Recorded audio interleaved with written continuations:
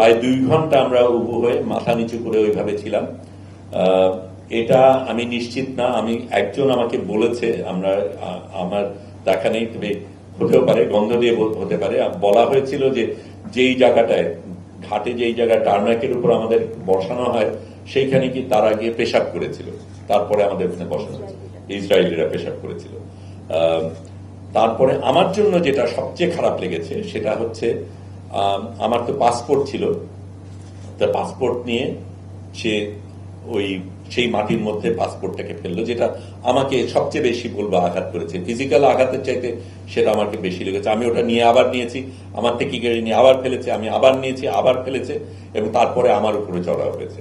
কাজে এই ধরনের কিছু কিছু জিনিস হয়েছে যেটা নিয়ে আমরা চিন্তিত ছিলাম। আমি আলীর কথা যদি বলি, আলীর তখন গেঞ্জি ছেঁড়া, আমার ওই সময় আমার অন্তত মুখে চোখে পট্টি দেওয়া ছিল না এবং হ্যান্ডকাফও করা ছিল না। আলীর কিন্তু তাই ছিল, আদনানেরও তাই ছিল, এবং তারা তো কষ্ট পাচ্ছিল, বলাই হচ্ছিল। তারপর আমার পাশে যেহেতু ছিল, তাকে বলছিল সে ইউ লাভ ইসরায়েল, সে বলে না, আই লাভ প্যালেস্টাইন। তারপর আবার চড়া হলো তার উপরে। পরবর্তীকালে যে লিয়াকত, যিনি বাংলাদেশি, সিলেটি বাংলাদেশি, যিনি আমার সাথে যোগাযোগ করেছিলেন, পরে জেলে তার সাথে আমার দেখা হয়, তখন উনি বলেন ওনাকে তারা বলেছিল তুমি হামাসের এজেন্ট, ভিতরে নিয়ে তোমাকে গুলি করা হবে। কাজে এই ধরনের জিনিসও হয়েছিল। আর অন্যান্যভাবে অত্যাচার তো করা হয়েছিল, সকলকে ছাড়া হয়নি। আমরা লোহার বিছানায় ঘুমাতাম। এটা আমরা নামার পরে আমাদের কিন্তু বাসে করে প্রথমে তো অনেকগুলি চেকিং হয়, আমাদের যন্ত্রপাতি নিয়ে নেয় সবকিছু।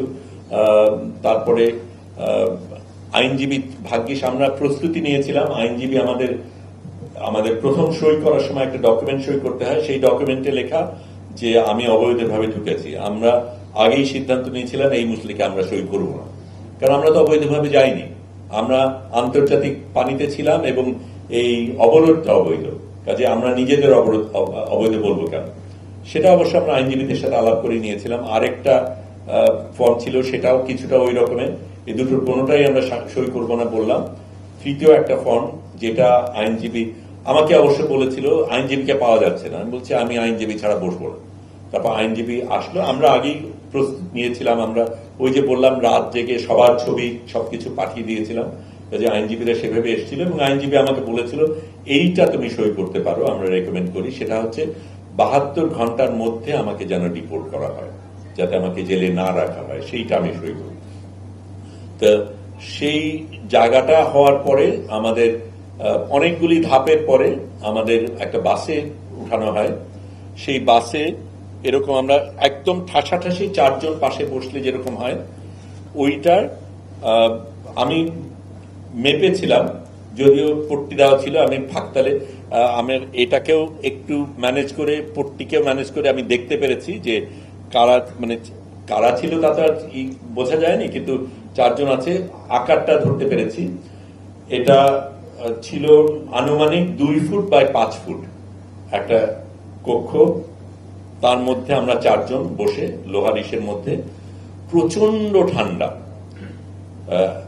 এটা ফ্রিজারের মতন কোনো একটা কিছু। আমরা তো পাতলা গেঞ্জি পরা, কারণ আমাদের কাপড় সাপড় নিয়ে অন্য গেঞ্জি পরিয়েছে, তাদের দেওয়া গেঞ্জি পরিয়েছে, সেটাই পরা। কাজেই এবং 2 ঘন্টার মতন আমরা যাত্রা করি। পরে আমরা জানতে পারি যে ওদের সবচাইতে টপ সিকিউরিটি জেল, একদম মরুভূমির মাঝখানে একটা জেল আছে, সেইটাতে আমাদের রাখা হয়েছিল।